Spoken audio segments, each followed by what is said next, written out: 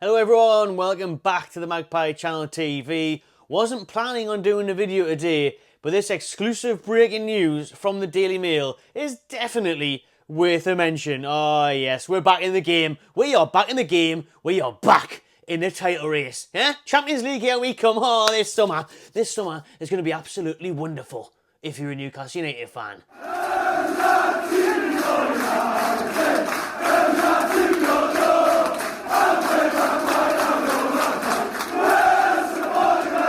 I may just be getting a little bit carried away there, but I tell you what, obviously I'm winding up. I'm having a little bit of a joke, and some people are going to be rattled because this is good news if you've got money. It is bad news. I tell you what, it'd be terrible news. It was always terrible news when we had Mike Ashley, but you know, if it was our ownership of the past, we would be double knackered.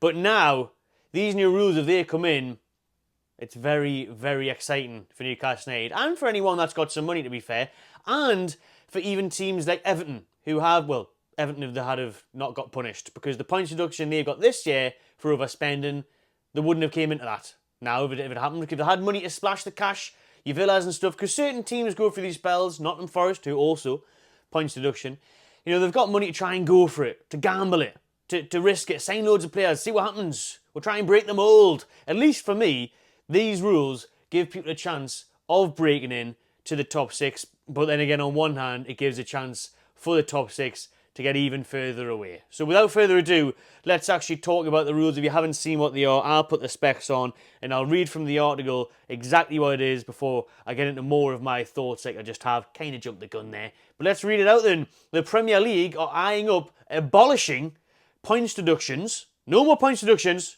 and introducing an NBA-style luxury tax over fears top stars will leave if rules restrict their pay after the Everton Forest points deduction. So let's just quickly talk about that tagline there. They're on about getting rid of that points deduction that has absolutely destroyed the Toffees and Forest this year. They've had several points taken off them, the pair of them. And now the Premier League, after that January window as well, which was so quiet, they are worried that the top stars, because we can't pay the wages anymore because of financial fair play, and we can't sign them anymore because of PSR and financial fair play, that we're going to scrap the points deduction. Teams aren't going to be that arsed anymore, and you can go out and spend what you want, but you will get luxury tax on it. You will get fined. Big fines.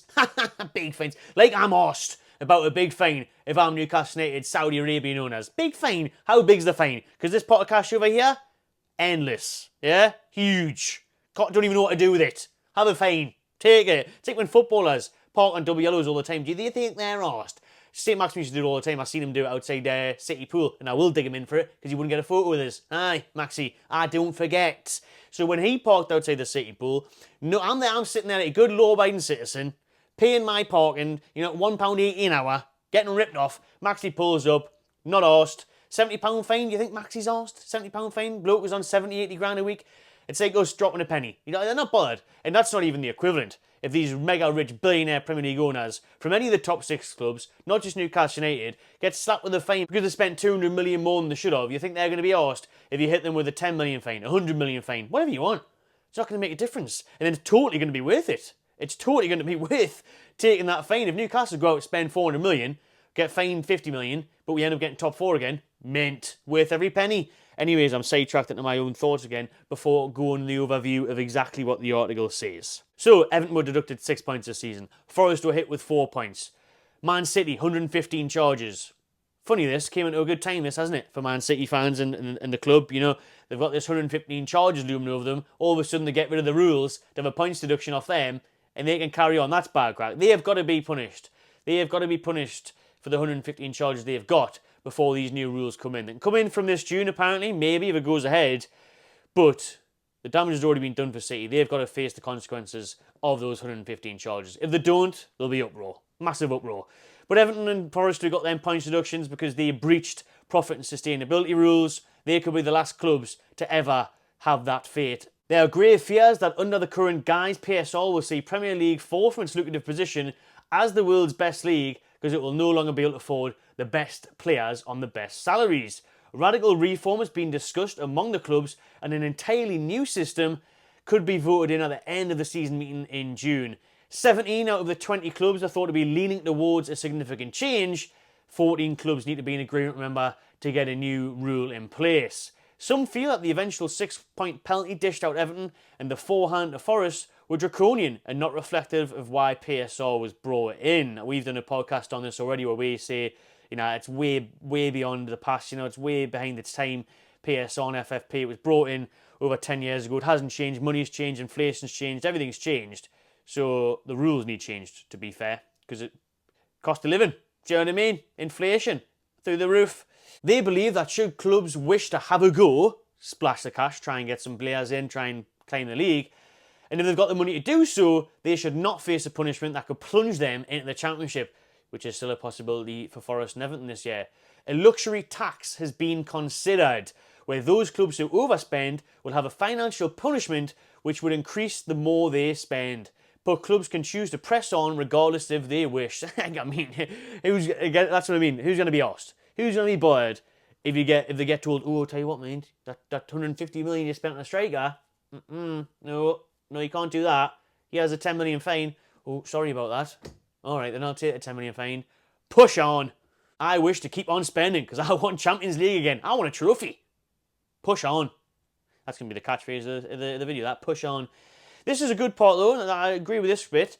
The monies collected, which could run into the tens of millions, would then be redistributed to those Premier League teams who did comply with the rules. Basically, those ones that are skint and can't afford to spend. Mike Ashley would have been loving this. Extra money for him. It has been discussed that some of the fines could even go into an emergency fund to assist the English Football League clubs in financial danger. See, that's really good then. At least the Pyramid's benefiting from that, Teams who, like I said, can't afford to spend, so they abide by the rules, get a bit more money for doing so, taking off the big clubs, taking off the big spenders. That part's good. That part makes sense. And I agree with that one. I do like that part, to be honest with you. So the money that, say, if we got fined 25 million for spending too much money, that could then get distributed to your Burnleys, to your lower league teams, and I think that's decent. It's based on American sports, this luxury tax, because it does feature in Major League Baseball and National Basketball Association, NBA for short, and relates to the amount spent on the salaries of the playing squad. However, America's other two main sporting leagues, the NFL and the NHL, they have hard salary caps, which clubs are not allowed to exceed. Wouldn't want to see that because then the best players would be off straight away. While some clubs want the tax to remove the threat of point deductions entirely, Premier League insiders are adamant that any proposal would still include an element of sport and sanction, and that it would be aimed more at providing additional flexibility in a buffer zone. So a bit of that would make sense, to be fair, but kind of meet in the middle, not just the tax thing, but obviously you should get points deductions or fined or whatever if it goes through the roof. Do you know, if it goes way and beyond and you're taking the absolute piss, then you should. But to a point, maybe just this tax thing would work. UEFA's new rule, which limits spending on player and coach wages, transfers and agent fees up to 70% of club revenue, is also viewed favourably by some. But again, that's a waste of time. It's like FFP now. It only helps the top four because, again, revenue, you can only generate what you're making at the minute. So Man United are going to stay up there. Arsenal's going to stay up there. Newcastle stay right down here until the stadium gets increased or the sponsorship gets bigger, which will again be scrutinised. So I don't see the UEFA rule really helping or improving anything, to be honest, especially if you're a Newcastle fan. A system of anchoring has also been discussed. It is a form of salary cap where any amount club can spend is directly related to the wage bill spent by the bottom club. So if Sheffield United, for example, finished bottom with an annual wage bill of 50 million, every club would have a set multiple of that figure to spend the following season.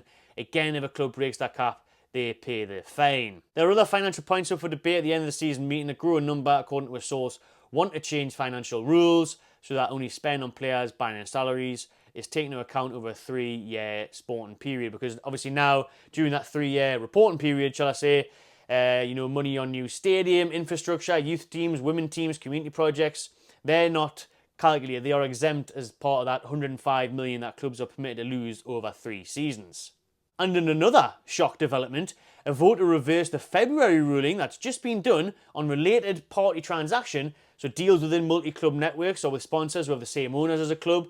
Obviously, we came under scrutiny for that, the seller deal, the potential links to getting another club like Man City do with their multi-city model. That could be scrapped. That could also be on the cards to get scrapped. An amendment of those rules were approved by the narrowest of margins, so that could get changed as well. Man City are considering legal action against that. But aye, that'll do for now. I've waffled on quite a bit from that article. That's pretty much the essence of it. Again, my opinion. Obviously, as a Newcastle United fan, I'm going to be in favour of that because we're sitting here with mega rich owners, Saudi Arabian funds, which, like I said before, are pretty much endless. We could spend what we want. We could do a Roman Abramovich, Chelsea '03. We could do a Man City '08, Robinho, all of that nonsense. We can spend as much as we want, but we can't because of FFP. I think there's got to be some middle ground. Maybe, obviously, it's not fair if we can just go out and spend 700 million next summer. My God, would I absolutely love it, though. Love it. Need more Paul Dummett if we can do that. Amazing news.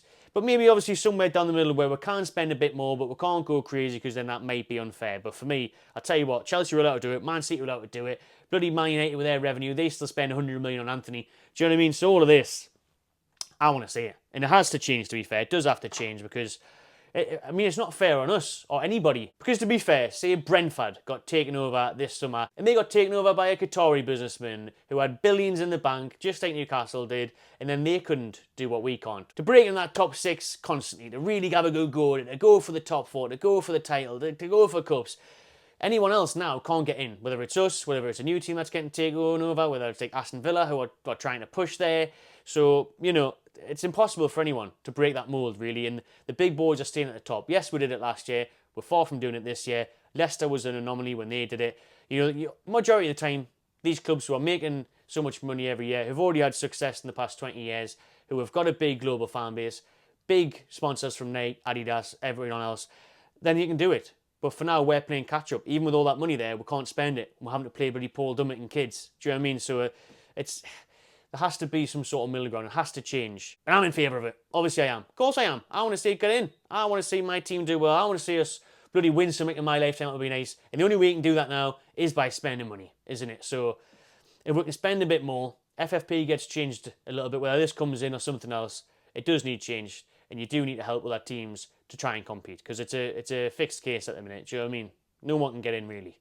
Overall anyways, consistently. So that is the breaking news today. Potential new rules on financial fair play. Drop your comments below what you make of it. Subscribe to my Pie Channel TV and enjoy yourself.